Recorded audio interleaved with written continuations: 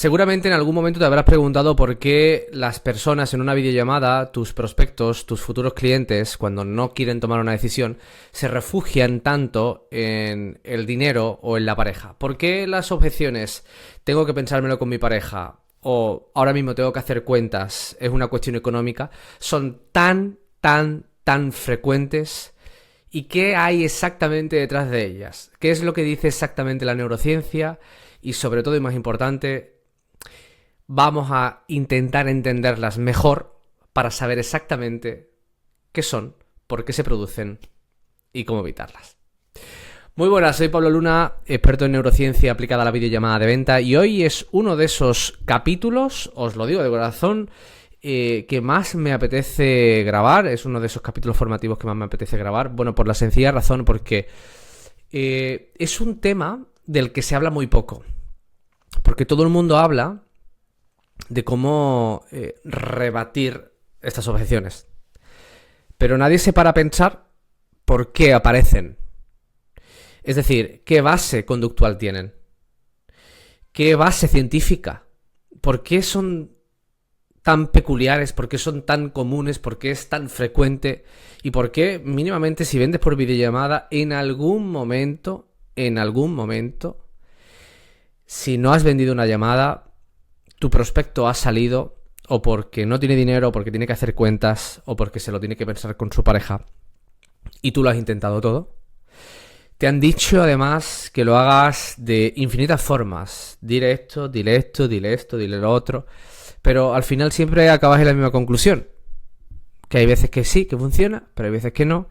Hay veces que se atascan, hay veces que genera fricción, que generas estrés, que generas extensión y no conseguimos entenderlo. Y como todo, este canal formativo, este canal divulgativo, está pensado con el único objetivo de entender más qué hacemos, por qué lo hacemos y qué genera lo que hacemos en la mente de la persona que tenemos enfrente. Y hoy obviamente vamos a hablar de esto. Bueno, para empezar, ¿de acuerdo? Vamos a empezar por lo más simple y ya nos iremos un poco hacia lo más complejo. A ver, lo primero que tenemos que tener en cuenta, si eres asiduo a este canal, es que tienes que entender perfectamente qué es primero una objeción. Bien, primero hay que entender perfectamente qué es una objeción para poder verdaderamente meternos de lleno en esto, ¿no? Nosotros, si lo estudiamos desde un apartado más etimológico, conductual, me da igual, lo entenderemos desde simplemente una barrera, oposición, resistencia, da igual como se le quiera plantear, pero sin duda es un factor que genera un impedimento de cara a algo, ¿no? Desde luego, el concepto objeción está ampliamente relacionado con la venta, pero la objeción se presenta, se dan y se entienden en cualquier circunstancia de nuestra vida, ¿no? Objeción es, te escribe tu amigo, oye tío, vamos a cenar esta noche, y tú pensando por dentro, hostia, es que esta noche me viene fatal. No, esta noche me viene mal, tío. ¿Y eso por qué? No, porque es que mañana tengo que estudiar y mañana tengo que hacer cosas, ¿no? Bueno, es un impedimento de cara a realizar una acción, ¿de acuerdo? Ya sea porque nosotros le vemos un riesgo, ya sea porque nos da miedo, ya sea por... Bueno, al final siempre el concepto está relacionado con la aversión. ¿Qué significa la aversión? Es decir, pues porque esa acción para nosotros tiene un apartado más negativo que positivo, ¿de acuerdo? Es decir, si esto fuera, vamos a poner, siempre lo intentamos dibujar de la misma forma, te lo tienes que imaginar, un caramelo, una pila, como lo quieras llamar, el lado positivo y el lado negativo, punto positivo, sistema de recompensa, punto negativo, aversión a la pérdida. De cara a tomar una decisión, el sistema de recompensa es obvio que tiene que estar o que tiene que pesar más. La dopamina actúa frente a la situación o al esperar el principio de expectativa, que es lo que obtendré, y la aversión es lo que me hace, bueno, prefiero quedarme en la situación en la que estoy porque tengo más que perder que ganar, ¿no? Bien, ¿qué pasa? Que las objeciones,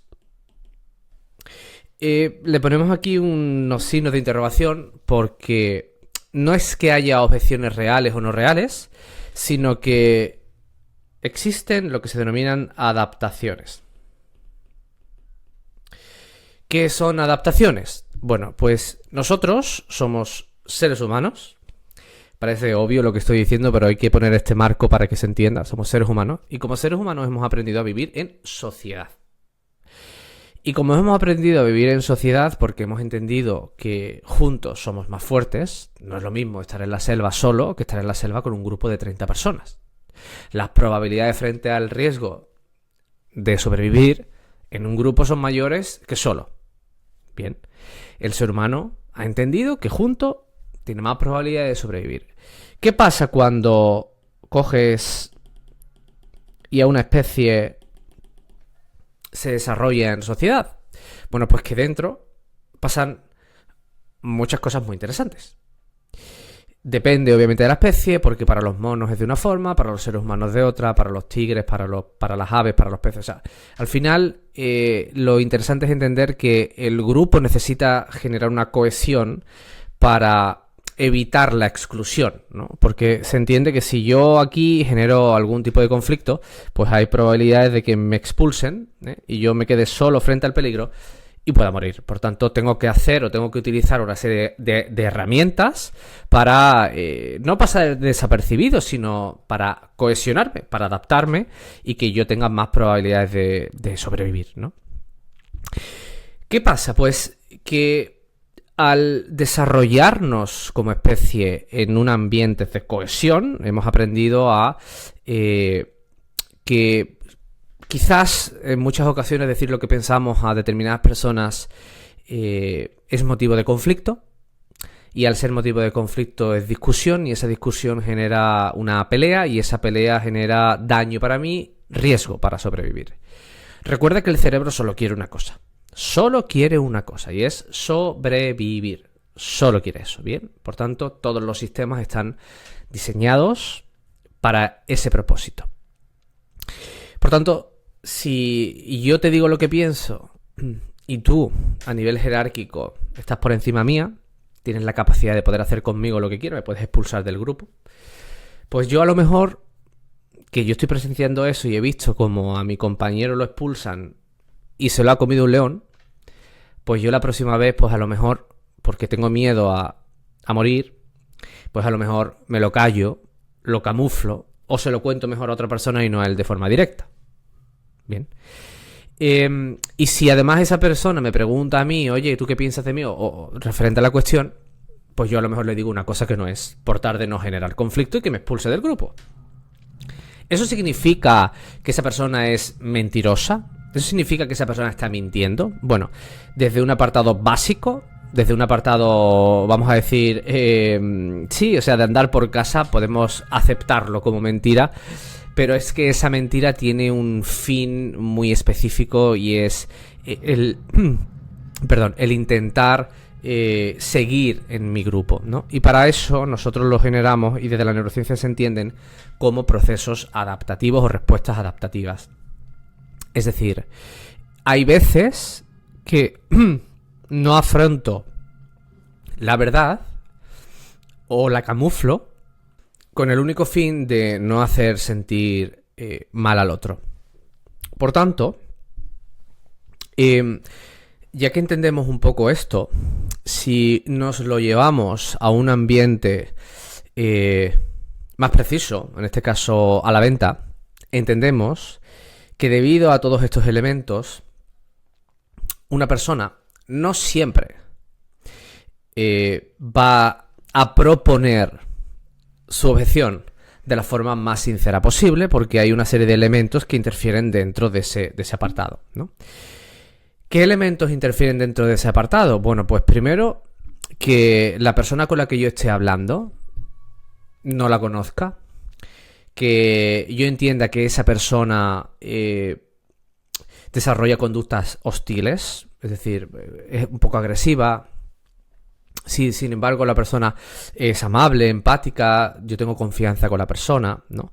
Aquí entenderemos un factor y es el gradiente de sinceridad.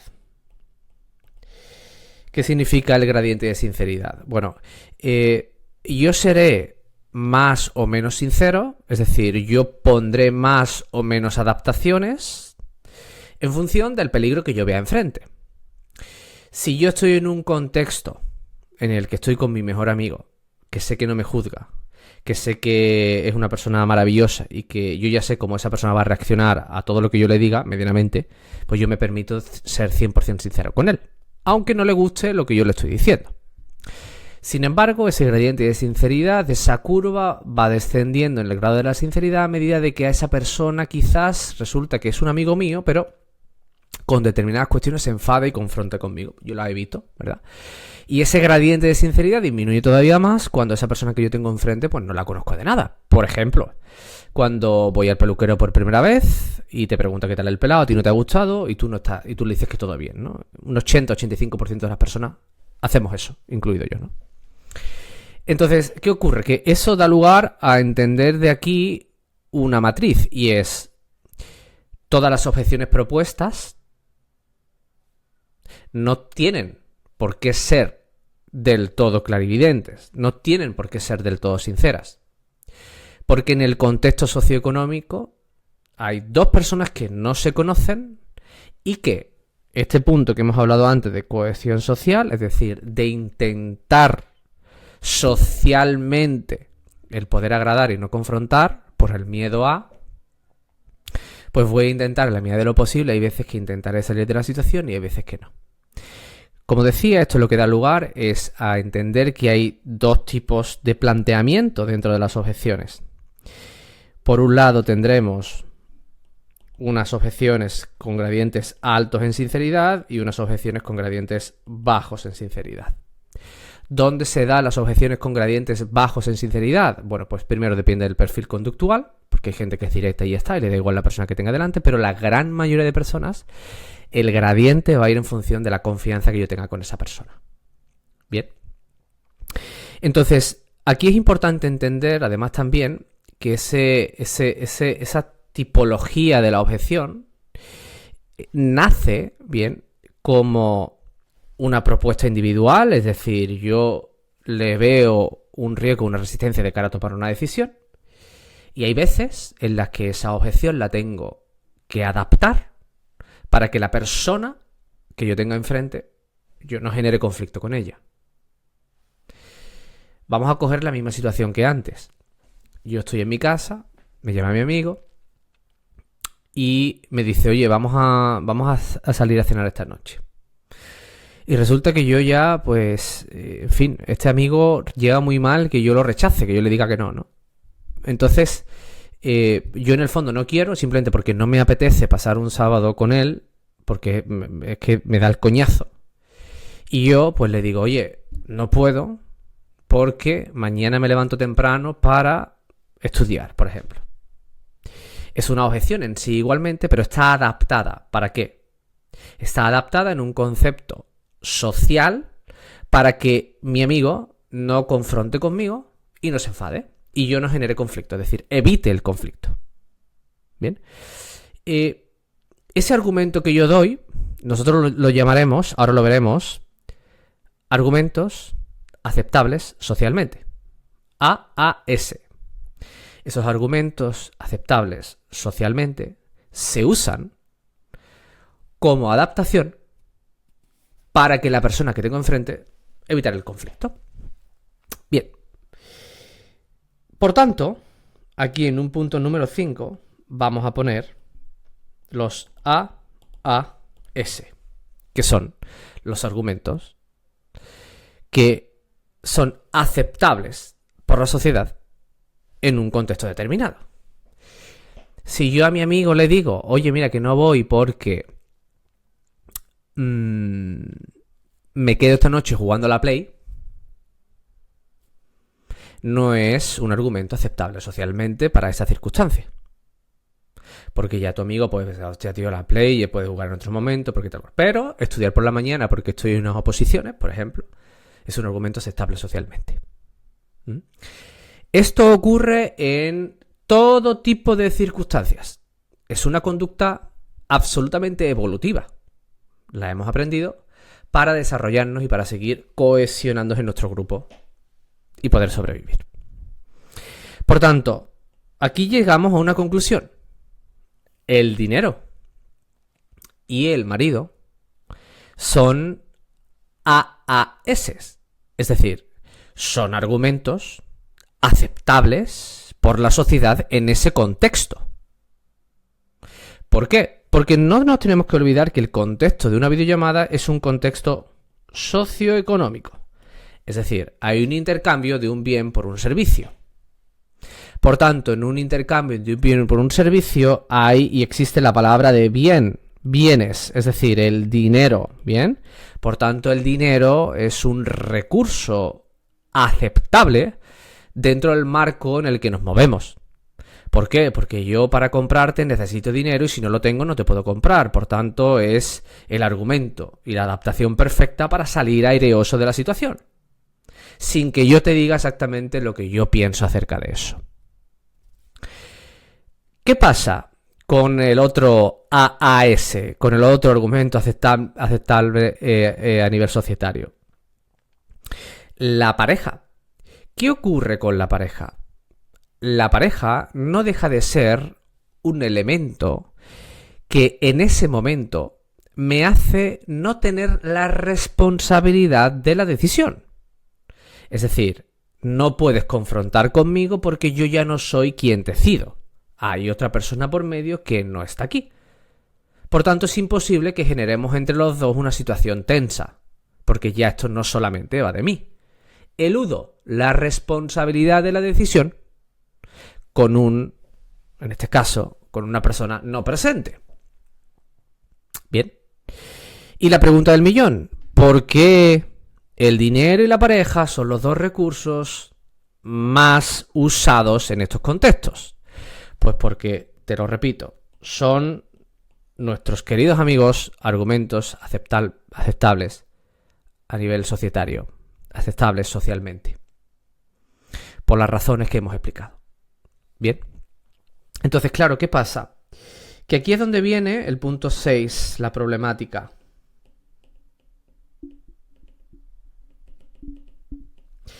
¿Qué significa la problemática? Bueno,